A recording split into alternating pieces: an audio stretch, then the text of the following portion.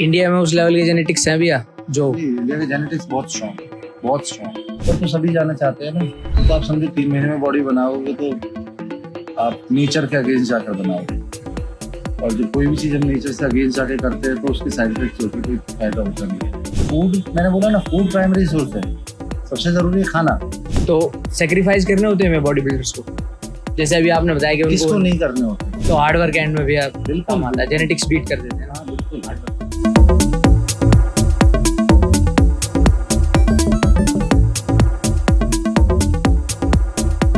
सो भाई, truth of fitness में मैं हूँ आज इंडिया के जो बेस्ट कोच हैं मेंस फिजिक, क्लासिक फिजिक के लिए, सम्राट भैया के साथ। तो आज भैया से पूछते हैं बिगिनर्स और एथलीट्स के लिए क्या बेस्ट है, और इंडिया में जो एथलीट्स हैं उनमें क्या कमी है जो उनको ओलंपिया स्टेज तक लेके जाएगी। तो भैया मेरा पहला क्वेश्चन है, जिस बंदे ने आज तक कम्पीट नहीं किया स्टेज पे और वो कम्पीट करना चाह रहा है स्टेज के अंदर, आपकी क्या एडवाइस है उसके लिए? पहले सबसे पहले उसका विजन क्लियर होना चाहिए कि मुझे यहाँ तक जाना है, और टाइम कितना लगेगा ये बात की बात है। उसके लिए क्या क्या मुझे सोर्सेज चाहिए। सबसे पहले उसको फाइनेंशियली स्ट्रांग होना पड़ेगा। अगर वो सोच रहा है कि वो बॉडी बिल्डिंग में आएगा और इससे करियर बनाएगा और उसी से अपने ऊपर लगाएगा और वही उसकी इन्वेस्टमेंट होगी, तो ये मैक्सिमम टाइम फेल हो जाता है, क्योंकि ज़रूरी नहीं कि सारे बॉडी बिल्डर एकदम से फाइनेंशियली स्ट्रांग बन जाए। दूसरी चीज़, उसको ये चूज करना बहुत ज़रूरी है कि उसका कोच कौन होगा, क्योंकि कोच का बहुत बड़ा इंपॉर्टेंस होता है कि आपका कोच आपके लिए कितना ऑनेस्ट है और आपका कोच कितने एफर्ट्स डाल सकता है गेम को लेकर। तो जब इन दो चीज़ों को लेकर वो आगे चलेगा, क्योंकि दो चीज़ें ही आपका सबसे प्राइमरी सोर्स होता है, एक कोच और एक पैसा। हार्डवर्क जो चाहिए, अगर उसने इतना माइंडसेट किया है कि उसको कम्पीट करना है, तो ऑब्वियसली माइंडसेट उसका स्ट्रांग है। तो बस ये 2-3 चीज़ें हैं जिसका उसको ध्यान रखना चाहिए। बिगिनर्स के लिए जो बेस्ट एडवाइस होती है भैया, जैसे जिम में नए नए बच्चे आते हैं, ठीक है, आते ही वो कहते हैं कि भैया बस हमें सामान चाहिए, 3-4 महीने में हमें बॉडी बनानी है, तो उनके लिए क्या एडवाइस होगी भैया जो 3 महीने वाले हैं, बस 3 महीने वाले? तो आप समझो 3 महीने में बॉडी बनाओगे तो आप नेचर के अगेंस्ट जाकर बनाओगे। और जो कोई भी चीज़ हम नेचर से अगेंस्ट जाके करते हैं तो उसके साइड इफेक्ट्स होते हैं, कोई फायदा होता नहीं है। तो 3 महीने में किसी की नहीं बन गई। आज तक आप किसी भी लेजेंडरी बॉडी बिल्डर को उठाकर देख लो, आप उसका पास देखें कि किसी भी इंसान को कितने साल लगे। मुझे 20 साल हो गए। आप जिस भी एक बड़े एथलीट का नाम देखो, फिर उसका करियर देखो कि कितने सालों में वो बना है। कि बॉडी का ना एक परसेंटेज होता है, जैसे साल में हम 2.5-3 किलो से ज़्यादा मसल मास नहीं बढ़ा सकते। तो अब अगर उसको कम्पीट करना है तो बॉडी वेट कितना है, मसल मास कितना है, उसका बैकग्राउंड कितना है, कितने टाइम से वो जिम में रेगुलर है, कितने टाइम से वो डाइट को फॉलो कर रहा है। जब अगर उसको लगता है कि हाँ मैं अभी सब चीज़ करके अब मैं 3 महीने में प्रिपेयर हो सकता हूँ, तो उस चीज़ को कम से कम 10 साल चाहिए। इंडिया में उस लेवल के जेनेटिक्स हैं भैया जो इंडिया के जेनेटिक्स बहुत स्ट्रॉन्ग, बहुत स्ट्रॉन्ग। कितने सारे एथलीट है जो मेरे से, हमारे फॉरेन फ्रेंड्स ने बोला हुआ है जो बाहर के एथलीट है, कि हम खुद देखकर हैरान है कि इंडियन एथलीट्स के इतने स्ट्रॉन्ग जेनेटिक्स है। पर सिर्फ जेनेटिक्स काम नहीं करता ना। एक कहावत है कि genetics can not beat hard work, hard work can beat genetics. तो अगर मैं जेनेटिक्स के ऊपर बैठा रहूँगा कि मेरे जेनेटिक्स बहुत स्ट्रॉन्ग है और मैं 3 महीने में तैयार हो, तो और जो हार्डवर्क करता है उस लड़के को पता है कि उसके जेनेटिक्स वीक है और वो 3 साल से मेहनत कर रहा है, तो 3 साल हमेशा 6 महीने तो भारी पड़ जाते हैं। तो हार्ड वर्क एंड में भैया काम आता है, जेनेटिक्स बीट कर देते हैं ना। बिल्कुल हार्ड वर्क। तो अभी भी सोशल मीडिया पे ना बहुत सारा ये चल रहा है ड्रामा, एनहांस्ड और नेटी। मतलब गोल्स सबको किसी का क्लियर है नहीं, विजन क्लियर है नहीं, लेकिन जो नेटी हैं वो एनहांस्ड बंदों को ट्रोल कर रहे हैं या फिर आपस में रोस्ट कर रहे हैं। तो इस पे ओपिनियन भी आपके? पहले मुझे ये बताओ कि जो नेचुरल क्लेम करते हैं, नेचुरल है, वो ज़्यादा एनहांस को ट्रोल कर रहे हैं, जो एनहांस्ड है वो नेटीज को ट्रोल कर रहे हैं? जो एनहांस्ड है उनको तो पता है उनकी गेम है, उनको सब कुछ लेना पड़ेगा, सारा सामान लेना पड़ेगा, उनको एनाबॉलिक्स भी लोड करने पड़ेंगे, ठीक है, क्योंकि उनकी गेम है। और जो नेटीज है वो तो यही सोचते हैं कि बस कैसे ना कैसे करके उनको रोस्ट कर दें या उनको नीचे दिखा दें, तो वो एक तरह से उनके हेटर्स में भी काउंट हो जाते हैं। ये क्वेश्चन होता है भैया। कहावत है ना कि अंगूर खट्टे हैं। हाँ, तो वही कहानी कि जिस चीज को हम पा नहीं सकते तो उसको उसके हम नेगेटिव चीजें बोलना शुरू कर देते हैं। और अगर कोई, क्योंकि ये हकीकत है कि आप एक नेचुरल होने के बाद, मैं ये नहीं कहता नेचुरल होना बुरा है और नेचुरल होकर बॉडी नहीं बनती, नेचुरल होकर एक बहुत अच्छी बॉडी बन सकती है, एक बहुत अच्छी लाइफस्टाइल फिटनेस बन सकती है। और जिनके गेम्स हैं नेचुरल गेम्स, आप उनको जा सकते हो, खेल सकते हो, जीत सकते हो। पर एक नेचुरल बंदा सोचे कि वो इनहैंस हार्ड वर्क बंदे को स्टेज के ऊपर हराएगा, तो ये पॉसिबल ही नहीं है ना। वो जैसे भी मेरा जो ओपिनियन है, जो बंदा एनहांस्ड है उसको बहुत ज्यादा मेहनत करनी पड़ती है, उसको मेंटली स्ट्रांग रहना पड़ता है, उसको फिजिकली इतना स्ट्रांग रहना पड़ता है, उसके जो अंदर के हार्मोन है वो भी कई बार इम्बैलेंस हो जाते हैं। लेकिन जो नेटीज है मतलब वो तो यही सोचते हैं कि ना कि ये कुछ नहीं है, ये आया सामान ठोक के और ये ऊपर चला गया, तो ये बड़ी प्रॉब्लम हो जाती है। तो ऊपर तो सभी जाना चाहते हैं ना। आप एक चीज समझो, अगर मैं कोई चीज कर रहा हूँ, अगर मैं अपनी बाइक को 150 की स्पीड पे दौड़ा रहा, तो मेरे सबकॉन्शियस माइंड में रेडी है ना कि एक्सीडेंट हो सकता है। तो एक्सीडेंट के चांसेस तो लाइफ में भी, रोड क्रॉस करने में भी रिस्क है। और जिसका विजन इतना क्लियर है तो उसको पता है हर चीज का तरीका होता है। एनाबॉलिक्स लेना कोई बुराई नहीं है, जितने दुनिया के बड़े एथलीट सबने किया होगा। तो बस कुछ लोगों को साइड इफेक्ट हुए, कुछ को नहीं हुए, और होते जहाँ तक मैं जानता हूँ सबको साइड इफेक्ट होते हैं, सबको मोस्टली हो जाते हैं, किसी को पहले किसी को ज्यादा।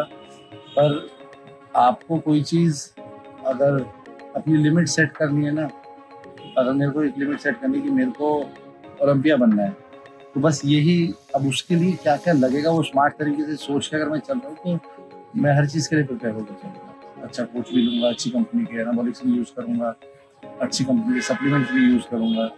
और एनाबॉलिक का रोल बॉडी बिल्डिंग के अंदर सिर्फ इतना है कि एनाबॉलिक आपके रिकवरी रेट को बढ़ा देता है, आपके टिश्यूज को जल्दी से रिपेयर कर देता है। वो एक सपोर्टिंग सिस्टम है। एनाबॉलिक को बहुत कोचेज ने प्राइमरी सोर्स बना के रखा हुआ है, जो कि बिल्कुल भी नहीं है। वर्कआउट बहुत ज़्यादा ज़रूरी है, डाइट उससे भी ज़्यादा ज़रूरी है। आज मैं ऑफ पे होने के बाद भी मैं कोशिश करता हूँ कि मैं 6 मील प्रॉपर लेकर चल पाऊँ, क्योंकि ये मेरा लाइफस्टाइल है, मेरा करियर है। अब मैं सोच रहा हूँ पूरे साल तो मैं उल्टा सीधा कूड़ा कबाड़ सब खाऊं और लास्ट के 3 महीने में दुनिया भर का एनाबॉलिक मारूं और मैं स्टेज पे चलूं। तो कितनी बार कर लोगे ऐसा? एक टाइम को तो उसके एग्जैक्टली डैमेज हो जाएगा वो अंदर से। बिल्कुल। और जैसे भैया अभी जो बिगनर्स हैं, जो मैं देखता हूँ मेरे जिम में भी मेरे जूनियर्स हैं, आप तो ट्रेनिंग करते हो, तो फूड को छोड़ के, आपने बताया जैसे फूड को छोड़ के, मतलब डाइट को छोड़ के वो नेसेसरी सप्लीमेंट्स को मान लेते हैं, तो बेटर है ये नहीं है? फूड, मैंने बोला ना, फूड प्राइमरी सोर्स है, सबसे जरूरी है खाना, उसके बाद है ट्रेनिंग, उसके बाद है सप्लीमेंट, उसके बाद है एनाबॉलिक्स। तो सबसे एंड में भाई जितना भी आप देख रहे हो ना, सबसे एंड में जो है एनाबॉलिक्स ही है। अगर आपको प्रोफेशनली ट्रेन करना है ना, तब भैया एनाबॉलिक्स आप लोग प्रोफेशनली ट्रेन करना भी है, तब भी एनाबॉलिक्स लास्ट सोर्स है। प्रोफेशनली ट्रेन करने के बाद भी? हाँ, अगर आपको प्रोफेशनली ट्रेन में, हमारे जितने भी एथलीट ट्रेन करते हैं, एनाबॉलिक्स सबसे लास्ट में आते हैं। सबसे पहले आती है डाइट, फिर आता है वर्कआउट, फिर सप्लीमेंट्स। हम लोगों के सप्लीमेंट शायद जितने लोग, अगर तुम किसी से मिलोगे और उससे पूछोगे, तो हमारी अकेडमी से जितने लोग हैं उनका सप्लीमेंट का खर्चा ज़्यादा होता होगा एनाबॉलिक के खर्चे से। आप समझो, डाइट, सप्लीमेंट और एनाबॉलिक, ये 3 चीज़ें होती हैं। तो एनाबॉलिक का खर्चा बहुत कम होता है, सबसे ज़्यादा खर्चा होता है डाइट। तो भाई डाइट प्राइमरी है, सबको ये अपने लाइफस्टाइल में ऐड करनी चाहिए अगर वो बॉडी बिल्डिंग या फिटनेस में आ रहा है तो। और सबसे बेस्ट चीज़ है जो भैया, अभी इंडिया में उस लेवल के कोचेज हैं जो प्रेप कुछ करा सके अच्छी। और ऐसा नहीं है कि नहीं है, और ऐसा और एथलीट्स भी, मैं बोलता रहा हूँ, ऐसा नहीं है कि नहीं है और ऐसा भी नहीं कह सकता कि है। आप समझो, अगर कोई भी कोच ये मानना शुरू कर देगा मैं बेस्ट हूँ, मुझसे ऊपर कोई नहीं है, और यही जो कि हमारे यहाँ सबसे पहले गलतफहमी होती है, तो वो कोच कभी भी बेस्ट कोच नहीं बन सकता। अगर मैं अपने आप को बेस्ट कोच बोलूंगा तो मैं उस दिन बोलूंगा जिस दिन मेरा एथलीट ओलंपिया स्टेज के ऊपर खड़ा होकर कम्पीट कर रहा हो। तुमने अभी थोड़ी देर पहले मेरे से सवाल पूछा था कि आप अपने आप को मानते हो, मैंने कहा नहीं। हाँ, ये तो भी आपने बहुत ग्राउंडेड बात की थी कि नहीं, इसीलिए नहीं मानता क्योंकि जब मैं बेस्ट स्टेज तक अभी तक पहुंचा ही नहीं, तो मैं बेस्ट कोच कहाँ से हो गया? और जो एथलीट बेस्ट स्टेज तक नहीं पहुंचा, वो एथलीट बेस्ट कैसे? अच्छे हैं, हम भी ठीक है, बाकी भी अच्छे हैं, एथलीट भी अच्छे हैं, बट सिर्फ अच्छा होना काफी नहीं है। इंडिया में है भी ऐसे एथलीट जो पहुंच जाएंगे ओलंपिया स्टेज पर? बिल्कुल पहुंचेंगे। आपको कौन कौन लगते हैं ऐसे? मैं सारे जो तो जानता भी नहीं हूँ। हाँ, मतलब जो आपके अंडर में ट्रेन करते हैं? मेरे अंडर भी छोड़ दो, मैं वैसे भी अगर मैं बताऊँ तो सुनील यादव है, वो कभी भी क्वालिफाई कर सकते हैं, राहुल है कभी भी क्वालिफाई कर सकता है, डेल्टा कभी भी क्वालिफाई कर सकता है। तो इन लोगों के पास वो सारी चीज़ें हैं। तो है ऐसे, बट सारे नहीं है। और सारे अगर बोलने लगे कि हम करेंगे, और मैक्सिमम नंबर लोग जो क्लेम करते हैं कि हम कर जाएंगे, तो जो क्लेम करता है वो कभी नहीं करेगा। जो चुपचाप आता है, अपनी मेहनत करता है और वो कर जाता है काम। ये हमारे यहाँ से जितने भी लोग एथलीट जब हवा में चढ़ने लगते हैं, तो मेरी पहले वार्निंग उनको पहुंच जाती है और मुझे सिग्नल मिल जाता है कि अब इसका डाउनफॉल शुरू हो गया। तो कभी ऐसा लगा भी है किसी एथलीट के साथ आपको कैसा कि अब इसका डाउनफॉल आ जाएगा और आपने उसको छोड़ दिया हो? नहीं, हम तो बदनामी छोड़ने के लिए अच्छा, किसी भी पूछ रहे, हम बदनामी छोड़ने के लिए तो छोड़ देते हो या फिर उसको? हाँ, कोई फायदा नहीं ना काम करने का। हाँ। या तो वो हमको छोड़ देते या हम उनको छोड़ देते। मतलब कोच और उसमें स्टूडेंट में बननी चाहिए? नहीं, आप समझो, बनना तो ऑप्शन ही नहीं है ना। मैं ये तो सोच के अपने कोच को नहीं बोलूंगा कि मेरे कोच से मेरी बनेगी तो रहेगी। अब स्कूल में आपके टीचर्स थे, कितने टीचर थे जिनसे आपकी बनती थी? मेरी तो यार 1-2 थे जिनसे बनती थी। और पढ़ाने में कितने लोग थे जो अच्छे थे? पढ़ाने में तो टीचर्स की गलती नहीं कहूंगा मैं, लेकिन 1-2 ही थे। जिन टीचर्स जो सबसे अच्छा पढ़ाते थे उनसे बनी। हाँ, उनसे 1-2 से बनी, लेकिन 1-2 से नहीं बनी। क्यों नहीं बनी? उस सब्जेक्ट में मेरी कभी उस टीचर से जो सबसे अच्छा पढ़ाता था उससे कभी नहीं बनी, क्योंकि वो मारता भी सबसे ज्यादा था। हाँ, है ना, इसीलिए उसके स्टूडेंट्स के नंबर अच्छे आते थे। हाँ, इसीलिए उसके सब्जेक्ट में रेटिंग सबसे अच्छी होती थी। तो जो स्ट्रिक्ट होगा वही स्ट्रांग होगा। वरना किसी को क्या लेना, मुझे क्या फर्क पड़ता है किसी की कमियां निकालने में, मेरे को मेरी फीस मिल रही है, कहाँ नहीं खाता। तो ये बनना नहीं बनना तो कोई सवाल ही नहीं है। हाँ, कि आप अपने कोच की रिस्पेक्ट कितनी कर रहे हो, उसके ऊपर ट्रस्ट कितना कर रहे हो, वो बहुत जरूरी है। ये भैया होता है भाई कोचिज की ना। मैं खुद भी बताता हूँ, और ये मैंने भैया से पहले ना Q&A राहुल भैया से किया था, तो उन्होंने भी कहा था कि कोचिज की रिस्पेक्ट बहुत है। और लिटरली यार, मतलब जितना पोटेंशियल शायद भैया स्टूडेंट दिखाता है अपने कोच को, उतना ही वो अपने स्टूडेंट को दिखाते हैं। बिल्कुल बिल्कुल। और कई बार ऐसे होता होगा भैया कि कोई किसी स्टूडेंट पे आपने बहुत मतलब एक्सट्रीम लेवल उस पर जी जान लगा दी अपनी, और वो छोड़ के गया, तो कभी उस टाइप से आपको हट हुआ? मैं बता रहा हूँ, जी जान लगाना, मैं चाहूंगा किसी दिन सारे स्टूडेंट्स हमारे ट्रेन कर रहे हो तब उनसे सवाल करोगे। जी जान मेरी हर स्टूडेंट के ऊपर लगती है। शायद यही एक रीजन होता है कि मैं कोई भी काम छोड़ देता हूँ, जब उनका शो होता है मैं उनके साथ ही होता हूँ। हाँ, ये तो भैया मैंने जो भी कोई शो हो, हमारी जो फीस है, उस अगर किसी एथलीट ने 3 महीने में 2 शो खेल लिए, तो उसने मुझे फीस नहीं दी होगी जितना मैंने वहाँ जाके रहने खाने में मेरा खर्च हो गया होगा। तो जो हार्डवर्क करता है उसके साथ हम हैं, और जो सिर्फ टाइम पास के लिए आया है तो वो तो हमारे पास रह ही नहीं सकता। वैसे उसको अनकंफर्टेबल फील होना शुरू हो जाता है। सबसे बेस्ट जो है भैया अभी जो सोर्स हैं इंडियन एथलीट्स के पास, वो क्या है? इस चीज के सोर्स मतलब डाइट से लेके कोचेस, सारे सोर्स बहुत अच्छे हैं। अभी सारे सोर्स बहुत अच्छे हैं। बस ये समझना जरूरी, मैंने बोला कि कोच कितने % ऑनेस्ट है अपने गेम को लेके, अपनी टीम को लेके, ये डिपेंड करता है। हमारा पीक वीक कभी भी पहले नहीं दिया जाता है। हाँ, लास्ट का वीक हम सुबह की फोटो देखते हैं तो 6 घंटे का 8 घंटे का पीक वीक फूड प्लान या जो भी उसके प्लान है वो भेजते हैं, और उसके बाद शाम को दोबारा फोटो भेजते हैं, तो नेक्स्ट डे का प्रोटोकॉल सेट करते हैं। तो कितनी डीपली आप अपने स्टूडेंट्स को देख रहे हो, इस पे फर्क पड़ता है।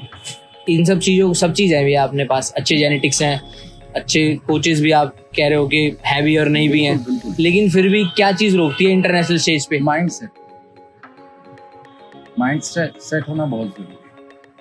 एक माइंड सेट जो होता है ना कि मैंने रुकना नहीं है, और हमारे एथलीट कहीं ना कहीं जाके रुक जाते हैं, पॉज ले लेते हैं, या फैमिलीज के उसमें आ जाते हैं, या उनको लगता है मुझे 3-4-6 महीने का ब्रेक ले लेना चाहिए, है ना। तो और 2 शोज को खेल के आप सोचते हो आप ओलंपिक क्वालिफाई कर लोगे, तो ऐसे लग बहुत कम होते हैं।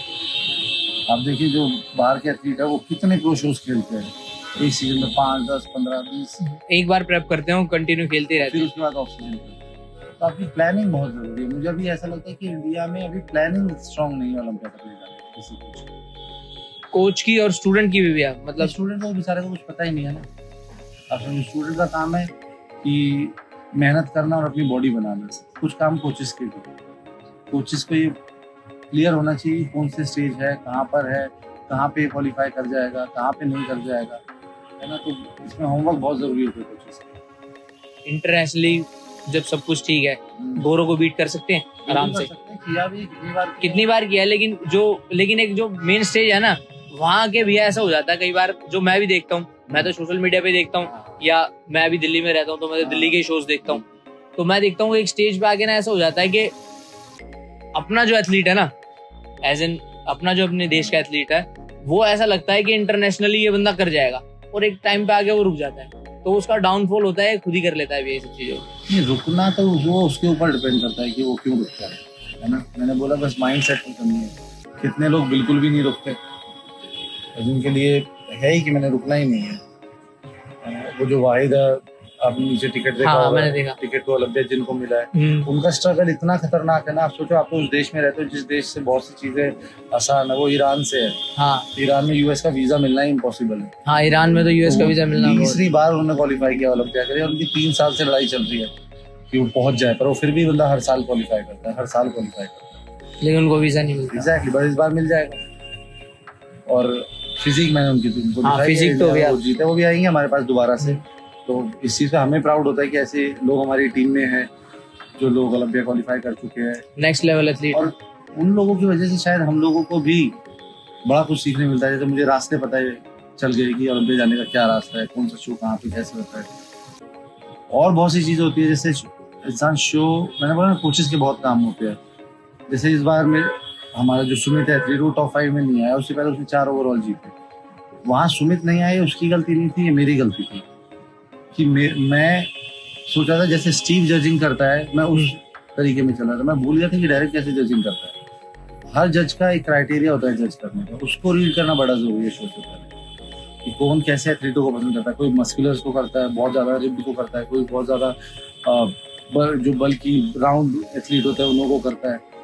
तो ये हमने सीखा ना है कि मैं अभी, अगर हमें पता होगा कि अगले शो में जज कौन है, तो हम उस जज के क्राइटेरिया को जरूर दिमाग में रखेंगे।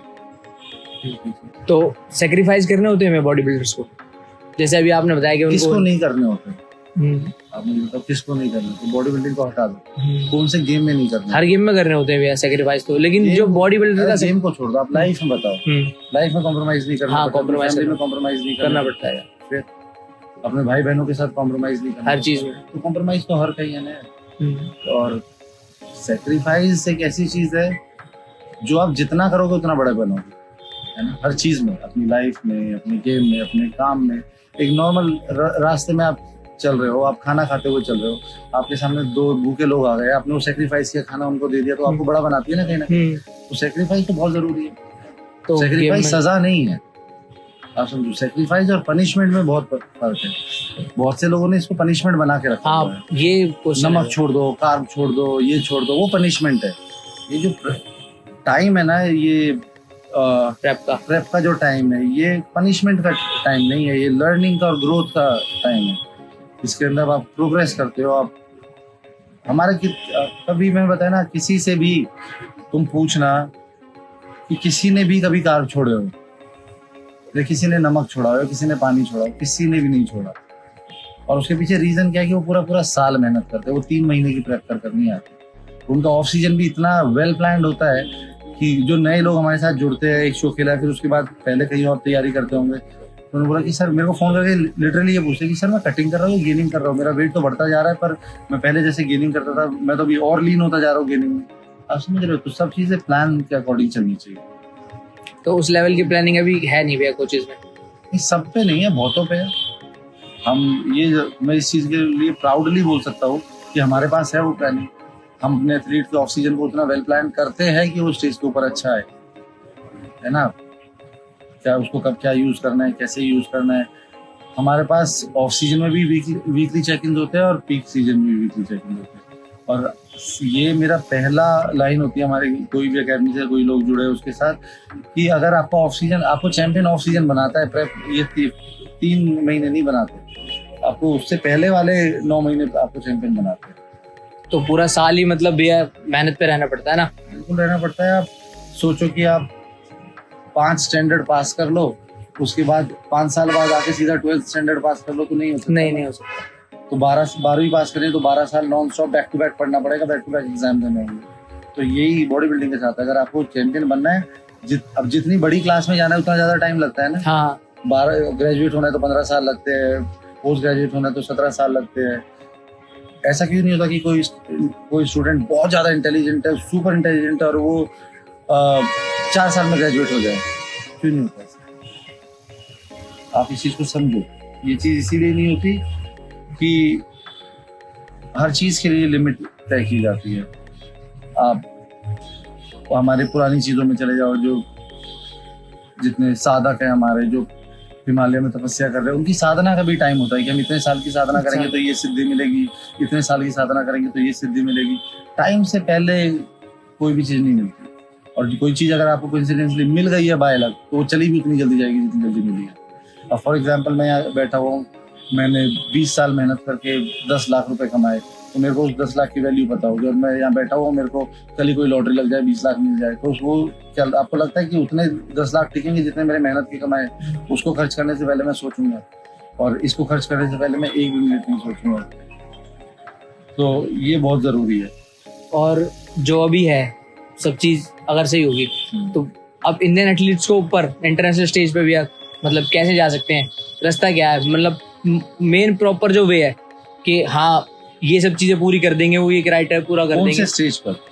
एक अभी इंडिया में तो भी ओलंपिया नहीं है। तो ओलंपिया के लिए जो रास्ता है वो प्रो क्वालिफायर ही है, प्रो कार्ड क्वालिफायर। पहले आप प्रो कार्ड जीतते हो, प्रो कार्ड जीतने के बाद आप प्रो शो के लिए कम्पीट करते हो, फिर प्रो शो को जीतते हो, तब आप ओलंपिया जाते हो। उसके अलावा दूसरा कोई बीच में रास्ता नहीं है। और एक क्वेश्चन है भैया, जैसे सोशल मीडिया पे आप ट्रेन करते हो, ठीक है, आपने बताया इंटरनेशनली भी आप ट्रेन करते हो, आपके पास स्टूडेंट है अच्छे, तो उसमें हेटर्स भी मिलते होंगे भैया, उनको कैसे हैंडल करते हो आप? हैंडल करता ही नहीं मैं। हैंडल क्यों करना है? प्रायोरिटी कभी किसी को कुछ जवाब नहीं हेटर्स को? हेटर्स को क्या जवाब देना है?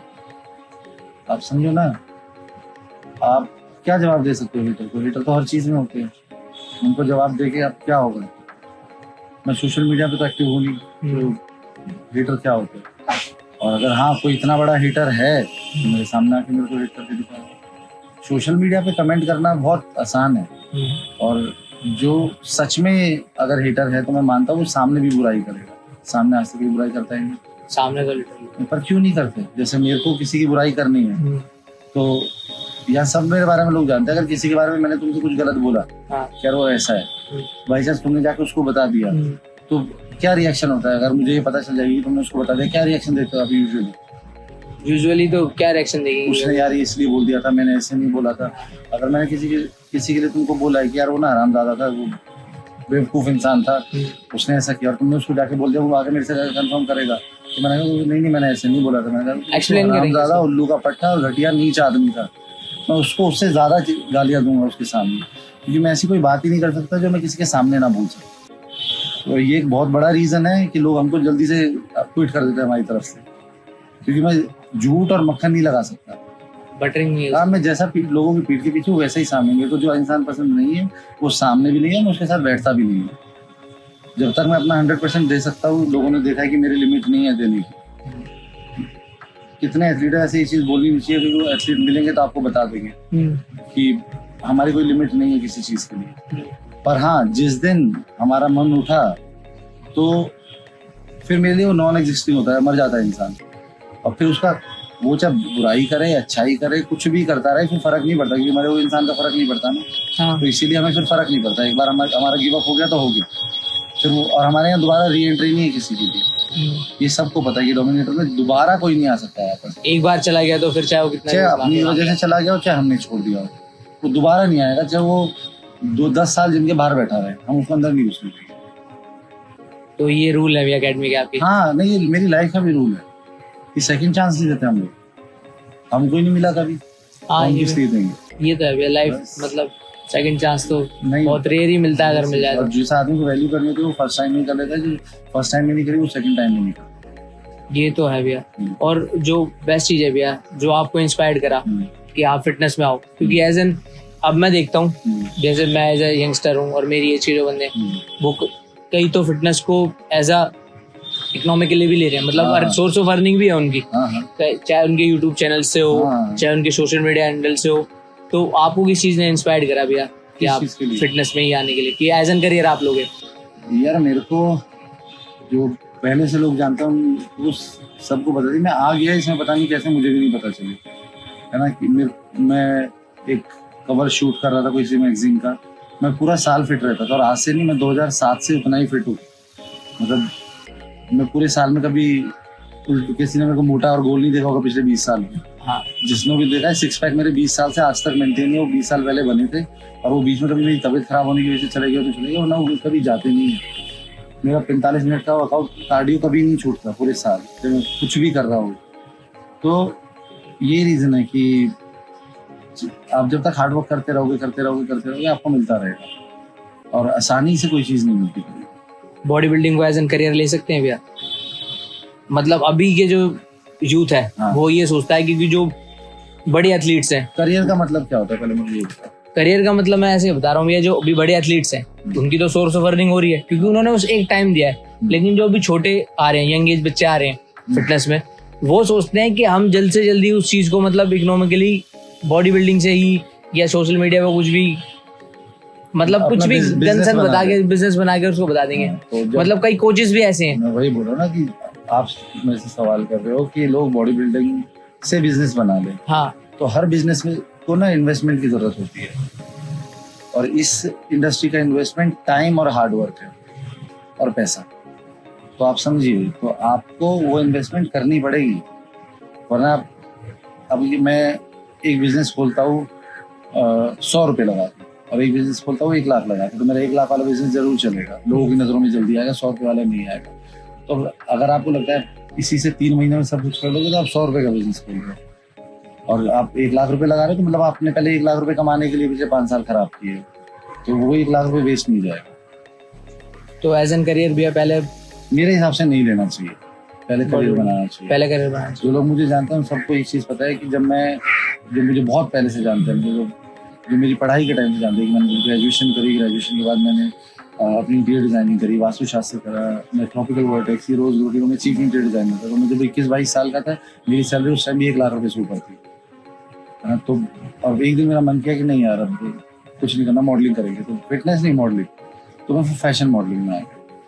वहाँ के बाद जो मैंने बताया, मैं किसी मैगजीन का कवर कर रहा था, तो किसी बंदे ने मेरे से बोला, यार ये कंपटीशन हो रहा है मिस्टर दिल्ली IBBF का।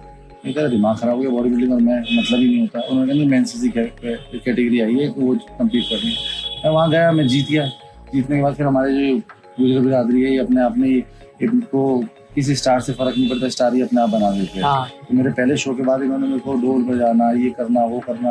तो मुझे लगा कि मैं 5-7 साल से जो मॉडलिंग कर रहा हूँ, मैं किसके लिए कर रहा हूँ, इसी चीज़ के लिए तो कर रहा हूँ। ये मेरे को एक शो में ही मिल गया। तो फिर अगर और जीतूंगा, तो उस साल मैंने 14-15 शो कंप्लीट किए, तो मैं सारे मोस्टली गोल्ड और ओवरऑल ही जीते थे। तो ये ऐसे करके मेरे को नशा पड़ा इसका। तो पहले करियर बनाना जरूरी ना, तब बॉडी बिल्डिंग। बिल्कुल। क्योंकि जो यंग एज बच्चे हैं ना भैया, उन्होंने ये सोच लिया है कि बस पैसा नहीं लगाना, ठीक है, फटाफट कोई शॉर्टकट अपनाए, ठीक है, सोशल मीडिया पे अपनी हाइप बनाए, ठीक है, और वहां से पैसा आने लग जाएगा। बॉडी बिल्डिंग को एज एन पैसे के उस पर देखते हैं कि पैसा आ जाए बस, कैसे ना कैसे। इससे का गेम है ही नहीं है। तो पैसा तो चाहिए ही चाहिए आपको, और उससे पहले आपके पास वो पैसा होना चाहिए। और सिर्फ पैसे से कुछ नहीं होता, हार्डवर्क। अगर कोई मेरे सामने ला कर ले भाई 1 करोड़ रुपए ये पड़े हुए मेरे को, तो मिस्टर इंडिया जितवा दे 1 साल के अंदर, और आज पहली बार मैं आया हूँ, 1 साल नहीं 2 महीने के अंदर 1 करोड़ रुपए रखे हुए हैं, तो क्या मैं वो कर सकता हूँ? कर ही नहीं सकता। पैसों के लिए भी नहीं ना, मतलब पैसों से नहीं हो सकता, सिर्फ ना सब चीज़ें चाहिए, हार्डवर्क भी। तो भाई ये था जितना भी नॉलेज आपको, देखो यार, अगर इसको देखोगे ना ढंग से, तो नॉलेज आपको ग्रैब करने के लिए मिलेगी इतनी। क्योंकि जो अच्छे कोचेज है ना भाई, वो आपको हमेशा ये बताएंगे कि इकोनॉमिकली और माइंडसेट और एज अ पैशन होना चाहिए उस चीज़ के लिए, बॉडी बिल्डिंग के बहुत लिए। लोग कहते हैं अरे हम तो नमक नहीं खाते, हम तो ये नहीं खाते। तो नहीं यार, किसी और को क्यों बता रहे हो? किसी से पूछ के कर रहे हो क्या? अपने मर्जी से चूज किया है ना, तो दूसरे को क्यों बता रहे हो आप कितना सेक्रीफाइस कर रहे हो? तो जब मेरी चॉइस है, तो उसके कॉन्सिक्वेंसेज भी मैंने झेलने पड़ेंगे ना। तो वही है बॉडी बिल्डिंग। तो भाई ये थे सम्राट भैया, ठीक है, मेंस फिजिक के बेस्ट कोच है इंडिया में। ये इंटरव्यू है ख़त्म। वीडियो ज़रूर देखना भाई। सबको जय श्री राम।